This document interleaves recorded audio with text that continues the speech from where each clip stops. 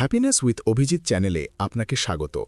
আজকের গল্পটি কেবল একটি প্রবাদ নয়, এটি একটি জীবন দর্শন, এমন একটি শিক্ষা যা সত্যিকার অর্থে বোঝা গেলে জীবনে কখনো প্রতারিত হবেন না তা নিশ্চিত করবে।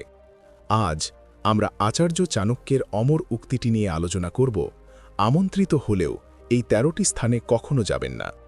সেই সময় মৌর্য সাম্রাজ্যের ভিত্তি স্থাপন করা হচ্ছিল। চন্দ্রগুপ্ত মৌর্য তখনও তরুণ ছিলেন, কিন্তু তার ভেতরে শক্তির এক ঢেউ বয়ে গেল। তার গুরু ছিলেন চাণক্য, যিনি ছিলেন তরবারির চেয়েও ধারালো নীতির অধিকারী। সকালে চন্দ্রগুপ্ত তক্ষশিলার বাগানে তার গুরুর কাছে এলেন। তার মুখে কৌতূহল ছিল। তিনি জিজ্ঞাসা করলেন, গুরুদেব, আমরা বিজয় অর্জন করতে পারি, আমরা সম্পদ অর্জন করতে পারি, কিন্তু আমরা কিভাবে জানব কোন স্থান এবং কোন মানুষ আমাদের জন্য শুভ এবং কোনটি ধ্বংসাত্মক? চাণক্য হালকা হেসে বললেন, পুত্র, একজন মানুষের জীবনের সবচেয়ে বড় ভুল হল যে সে প্রতিটি আমন্ত্রণকে সুযোগ বলে মনে করে, যেখানে অনেক সময় সেই আমন্ত্রণই তার পতনের সূচনা করে। তিনি তার কাছে রাখা মাটি তুলে বললেন, এই মাটির মতো প্রতিটি স্থানের নিজস্ব সুগন্ধ থাকে, কিন্তু এমন কিছু জায়গা আছে যেখানে যাওয়ার পরে এই সুগন্ধও পচে যায়। আজ আমি আপনাকে সেই ১৩টি স্থান সম্পর্কে বলবো।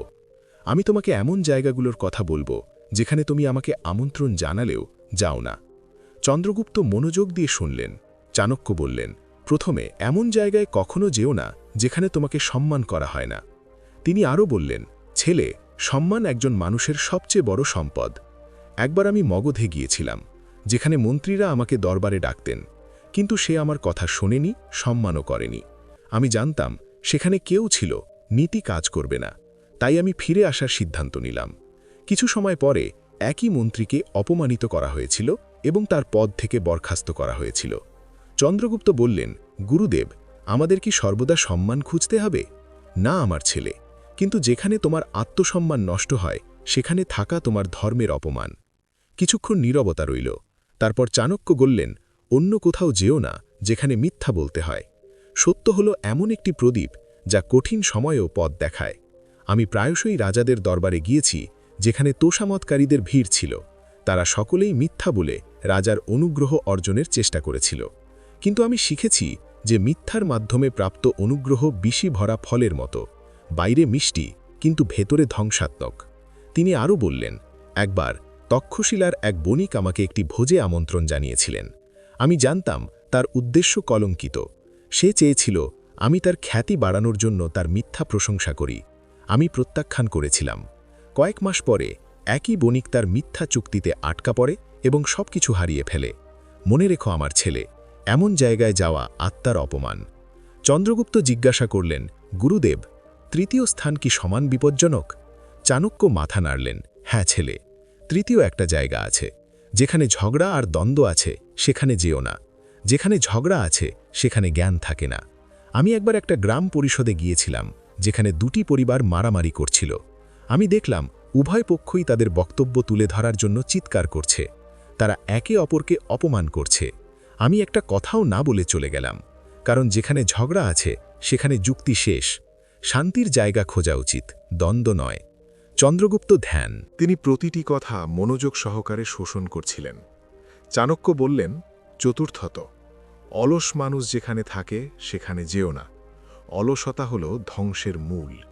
আমি দেখেছি যে ব্যক্তি কঠোর পরিশ্রম থেকে পালিয়ে যায় সে ধীরে ধীরে সুযোগ থেকেও বঞ্চিত হয়। একবার তক্ষশিলায় আমার কিছু ছাত্র সকাল পর্যন্ত ঘুমাতেন এবং তাদের পড়াশোনা স্থগিত রাখতেন।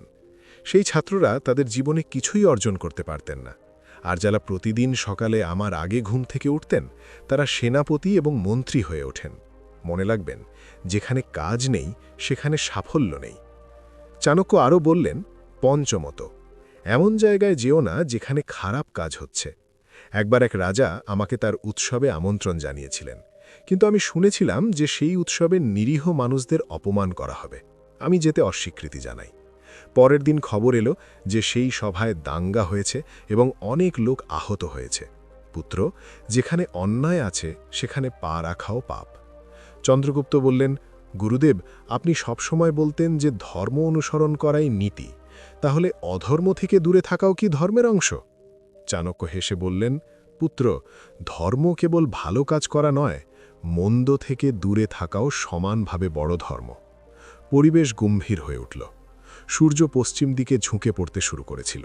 চাণক্য কিছু মাটি তুলে চন্দ্রগুপ্তের হাতের তালুতে রেখে বললেন, এই মাটি যা দেখা যাচ্ছে তা নয়, কিছু মাটি বিষ মিশ্রিত। মানুষ এবং স্থানের ক্ষেত্রেও একই কথা, এটাই ঘটে। তিনি আরও বললেন, ষষ্ঠত, এমন জায়গায় যেও না যেখানে প্রয়োজনের সময় তোমার কোনো লাভ নেই। পুত্র, যে কেউ তোমাকে কেবল নিজের স্বার্থপরতার জন্য দাওয়াত করে সে বন্ধু নয়, বরং একজন ব্যবসায়ী। আমি নিজের জীবনে দেখেছি যে সংকটের সময় প্রকৃত সঙ্গী তারাই যারা বিনা আমন্ত্রণে আসে। আমি একবার চন্দ্রগুপ্তকে একা এক দুর্গে পাঠিয়েছিলাম। সেখানে সে দেখেছিল যে লোকেরা কেবল রাজার আদেশে সাহায্য করে, স্বেচ্ছায় নয়। আমি তখন তাকে শিখিয়েছিলাম যে যেখানে স্বার্থপরতা রাজত্ব করে সেখানে সম্পর্ক বা বিশ্বাস কোনোটাই টিকে থাকে না। কিছুক্ষণ পরে চাণক্য করলেন, সপ্তমত, এমন জায়গায় যেও না যেখানে তোমাকে তোমার আদর্শের সাথে আপোষ করতে হবে। একজন রাজা আমাকে বললেন, চাণক্য, যদি তুমি আমার জন্য মিথ্যা নীতি লেখো আমি তোমাকে সোনা দিয়ে মুড়ে দেব। আমি বললাম, রাজা, আমার নীতি বিক্রি করার জন্য নয়। সেদিনই আমি শিখেছিলাম যে যে ব্যক্তি তার আদর্শ হারায় সে তার নিজস্ব পরিচয় হারায়। অষ্টম, এমন জায়গায় যেও না যেখানে মদ, জুয়া বা লালসা সর্বত্র ছড়িয়ে পড়ে। ছেলে, সেখানে গেলে মানুষের বিবেক নষ্ট হয়ে যায়। আমি দেখেছি যে যে ব্যক্তি এই সব জিনিসের মধ্যে ডুবে থাকে সে তার বিচার ক্ষমতা হারিয়ে ফেলে, সে অন্যদের হাতের পুতুল হয়ে যায়। চন্দ্রগুপ্ত গম্ভীরভাবে জিজ্ঞাসা করলেন, গুরুদেব, তুমি কি কখনো এমন মানুষ দেখেছ যারা তাদের বুদ্ধি হারিয়ে ফেলেছে? চাণক্য বললেন, হ্যাঁ পুত্র, আমি অনেক রাজাকে দেখেছি যারা মদের নেশায় সিদ্ধান্ত নিয়েছিল এবং তাদের রাজ্য হারিয়েছিল। একজন রাজা ছিলেন যিনি মাত্র এক রাতে জুয়ায় তার পুরো রাজ্য হারিয়েছিলেন। তিনি বলেছিলেন যে তিনি ভেবেছিলেন ভাগ্য তার সহায়তা করবে, কিন্তু ভাগ্য যখন তাকে ত্যাগ করে তখন সে তাকে ত্যাগ করে। নবম, এমন জায়গায় যেও না যেখানে ঈর্ষা এবং ঘৃণা প্রাধান্য পায়। আমি দেখেছি যে যেখানে মানুষ একে অপরের উন্নতিতে ঈর্ষান্বিত হয় সেখানে কেউ উন্নতি করে না। এমন একটা শহর ছিল যেখানে বণিকরা একে অপরের দোকান পুড়িয়ে দেয়, অবশেষে সবাই দরিদ্র হয়ে পড়ে। মনে রেখো পুত্র, ঈর্ষায় গ্রাসিত ব্যক্তি নিজেকে ধ্বংস করে। ধীরে ধীরে সন্ধ্যা নেমে এলো। তক্ষশিলার পরিবেশ ঠান্ডা হয়ে গেল। চন্দ্রগুপ্ত মন্ত্রমুগ্ধ হয়ে শুনলেন। চাণক্যের কথা জ্বলন্ত ছিল, কিন্তু সেই শিখাও আলো ধরে রেখেছিল। দশম, এমন জায়গায় যেও না যেখানে তোমাকে অপমান করা হবে। আমি যখন নীতি ব্যাখ্যা করতে গিয়েছিলাম তখন একজন রাজা আমাকে অপমান করেছিলেন। তিনি বললেন, তুমি কেবল একজন ব্রাহ্মণ, রাজনীতি তোমার নাগালের বাইরে। আমি সেদিনই প্রতিজ্ঞা করেছিলাম যে এই অপমানের জবাব দেবে একজন রাজা আনব। আর সেদিনই আমি তোমাকে দেখেছিলাম, নির্বাচিত পুত্র। চন্দ্রগুপ্তের চোখ জলজল করছিল। তিনি বললেন, গুরুদেব, তাহলে মাঝে মাঝে অপমানও উদ্দেশ্য হয়ে ওঠে? চাণক্য হেসে বললেন, ঠিক আছে, কিন্তু মনে রাখবেন, যেখানে বারবার অপমানিত হচ্ছে সেখানে থাকা আপনার আত্মসম্মানকে শ্বাসরোধ করার মতো। চাণক্য কয়েক মুহূর্ত চুপ করে রইলেন, তারপর বললেন, একাদশ স্থানে যেও না যেখানে মানুষ জ্ঞানকে অবজ্ঞা করে। জ্ঞান মানুষের সবচেয়ে বড় রত্ন। আমি দেখেছি যেখানে অজ্ঞ লোকেরা রাজত্ব করে সেখানে ধ্বংস নিশ্চিত। একের পর এক গ্রাম। তিনি এক সমাবেশে যোগ দিয়েছিলেন যেখানে একজন জ্ঞানী ব্যক্তিকে বোকা বলে বরখাস্ত করা হয়েছিল।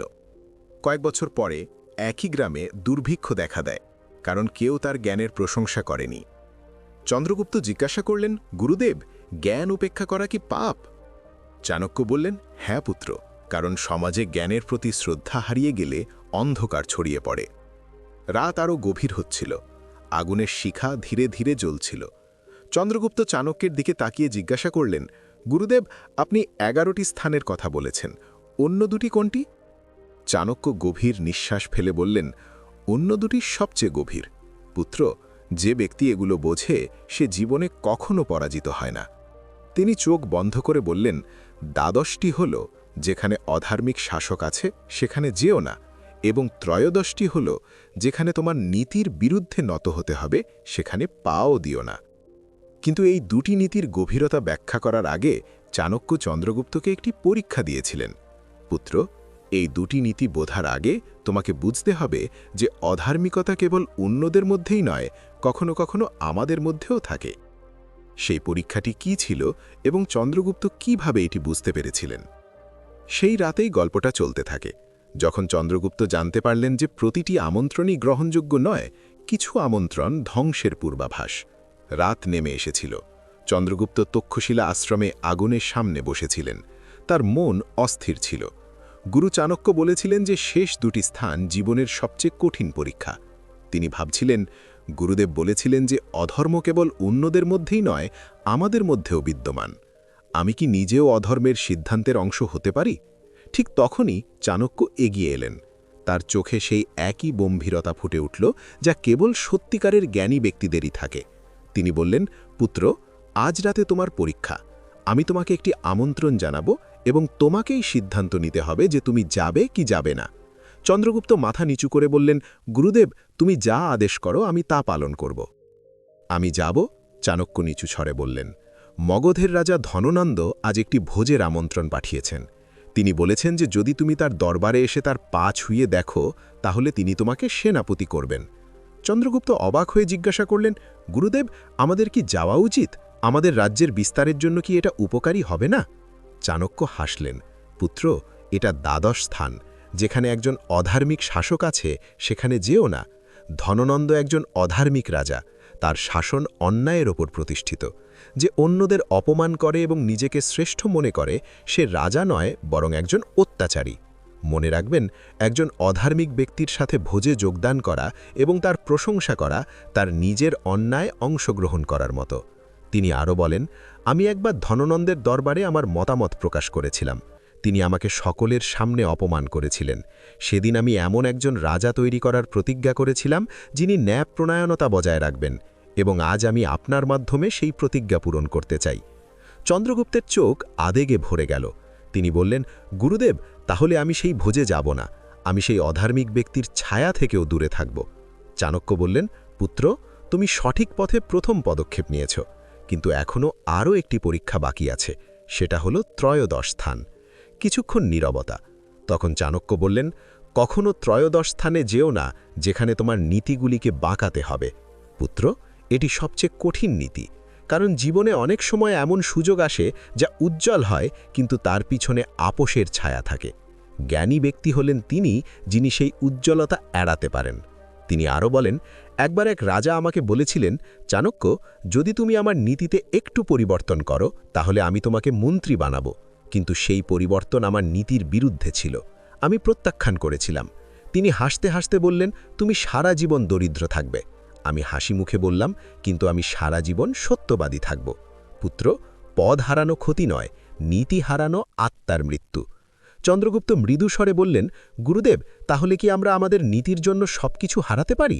চাণক্য দৃঢ়ভাবে বললেন, হ্যাঁ পুত্র, কারণ নীতি হলো সেই প্রদীপ যা অন্ধকার সময় পথ দেখায়। যখন কেউ মাথা নত করে তখন তার আত্মাও তার সাথে ভেঙে যায়। তারা দুজনেই কয়েক মুহূর্ত চুপ করে রইল। আগুনের শিখা ক্রমশ ম্লান হয়ে আসছিল। চন্দ্রগুপ্ত জিজ্ঞাসা করলেন, গুরুদেব, যে ব্যক্তি এই ১৩টি স্থান এড়িয়ে চলে সে কি সর্বদা নিরাপদ? চাণক্য হেসে বললেন, কেবলমাত্র যিনি সতর্ক থাকেন তিনিই নিরাপদ। নীতি মানে কেবল সুরক্ষা নয়, বরং জ্ঞান। এই ১৩টি স্থান কেবল ভৌত স্থান নয়, এগুলি জীবনের পর্যায়। কখনো কখনো এগুলি একটি সমাবেশের আকারে আসে, কখনো বন্ধুর আকারে, কখনো কখনো সুযোগের আকারে। তিনি বললেন, পুত্র, যখন জীবন তোমাকে ডাকে তখন প্রতিটি আহ্বানে ছুটে যেও না। প্রতিটি আমন্ত্রণে সুযোগ থাকে না। কিছু আমন্ত্রণ জীবনের ফাঁদ। চন্দ্রগুপ্ত সেই রাতের শিক্ষা তার হৃদয়ে অঙ্কিত করে দিলেন। পরের দিনই তিনি ধনন্দের দূতকে একটি বার্তা পাঠালেন। রাজাকে বলুন, চন্দ্রগুপ্ত কারও পা স্পর্শ করেন না, তিনি কেবল তার কর্মের কাছে মাথা নত করেন। ধনন্দ রেগে গেলেন, কিন্তু সেই দিনটিই তার শেষের সূচনা করে দেয়। সময় কেটে গেল। চন্দ্রগুপ্ত মৌর্য রাজা হলেন। চাণক্য এবং চন্দ্রগুপ্ত আবার তক্ষশিলার উঠোনে একসাথে বসেছিলেন। চন্দ্রগুপ্ত বললেন, গুরুদেব, যখন আমি ওই ১৩টি স্থান এড়িয়ে গিয়েছিলাম তখনই আমি জীবনে প্রকৃত শান্তি পেয়েছি। তুমি যে নীতিগুলো আমাকে শিখিয়েছিলে তা আমার ঢাল হয়ে উঠেছে। চাণক্য হেসে বললেন, পুত্র, এখন তোমাকে সেই নীতিগুলো মানুষের কাছে ছড়িয়ে দিতে হবে, যাতে অন্য কেউ বোকামি করে এমন জায়গায় না যায় যেখানে সম্মান নেই, সত্য নেই, শান্তি নেই। চন্দ্রগুপ্ত জিজ্ঞাসা করলেন, গুরুদেব, আমি এটা কিভাবে ব্যাখ্যা করব? চাণক্য উত্তর দিলেন, ব্যাখ্যা করার দরকার নেই পুত্র, শুধু তোমার কর্মের মাধ্যমে এটা দেখাও। যখন মানুষ দেখবে যে তুমি তোমার নীতিতে অটল থেকে সফল হয়েছ, তখন তারা নিজেরাই বুঝতে পারবে নীতি কি। চাণক্য তখন মৃদুস্বরে বললেন, প্রত্যেক ব্যক্তির জীবনে একটি তক্ষশিলা আছে যেখানে তারা শিক্ষা গ্রহণ করে, এবং একটি মগধ আছে যেখানে তারা নিজেদের পরীক্ষা করে।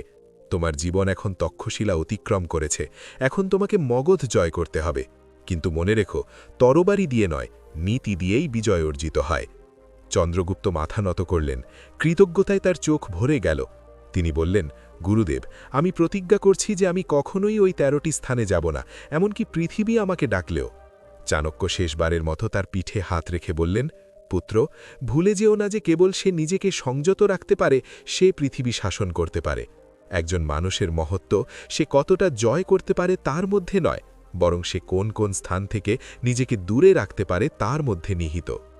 বহু বছর পরে যখন ইতিহাস লেখা হয়েছিল, তখন কেবল বলা হয়েছিল যে চন্দ্রগুপ্ত সাম্রাজ্য জয় করেছিলেন, কিন্তু তার বিজয়ের মূল চাবিকাঠি চাণক্যের নীতিতে নিহিত ছিল, এবং এটি আজও সমানভাবে প্রাসঙ্গিক। যেখানে অসম্মান আছে সেখানে যেও না, যেখানে মিথ্যার প্রাধান্য আছে সেখানে যেও না, যেখানে অধর্মের রাজত্ব আছে সেখানে যেও না, যেখানে নীতির মূল্য আছে সেখানে যেও না। কারণ এই 13টি স্থান কেবল স্থান নয়, এগুলি প্রত্যেক মানুষের জীবনে যে পরীক্ষার মুখোমুখি হতে হয়। যে এগুলি চেনে সে চন্দ্রগুপ্ত হয়, যে এগুলি ভুলে যায় সে ধনন্দ হয়। জীবনে তুমি অনেক আমন্ত্রণ পাবে, মানুষ বলবে একবার এসো, এতে কি পার্থক্য হয়? কিন্তু মনে রাখবেন, প্রতিটি আমন্ত্রণই সুযোগ নয়, কিছু আমন্ত্রণ ধ্বংসের পথ প্রশস্ত করে। আচার্য চাণক্যের কণ্ঠস্বর এখনও সময়ের বাইরেও প্রতিধ্বনিত হয়। আপনার এমন কোনো স্থানে যাওয়া উচিত নয় যেখানে আপনার আত্মসম্মান, সত্য এবং নীতিগুলি সুরক্ষিত নয়, কারণ যারা কেবল তাদের নিজস্ব সীমাবদ্ধতা স্বীকার করে তারাই সত্যিকারের অর্থে স্বাধীন, এবং এটিই জীবনের সর্বশ্রেষ্ঠ নীতি। সঠিক জায়গায় যাওয়াই জ্ঞান, এবং ভুল জায়গা থেকে দূরে থাকাই মহত্ব। এটিই চাণক্যের নীতির সারমর্ম। যখন কেউ আপনাকে জীবনে আমন্ত্রণ জানায়, প্রথমে নিজেকে জিজ্ঞাসা করুন, এই আমন্ত্রণ কি আমার শ্রদ্ধা, সত্য এবং নীতির অনুসারে? যদি উত্তর না হয়, তাহলে সেখানেই থাকুন, কারণ সেখানে থাকা আপনাকে সেই গন্তব্যে নিয়ে যাবে যেখানে ইতিহাস লেখা আছে। আচার্য চাণক্যের নীতি অমর, কারণ এটি কেবল শব্দ নয়, অভিজ্ঞতা, এবং যে এই 13টি নীতি বোঝে সে জীবনকে জয় করেছে।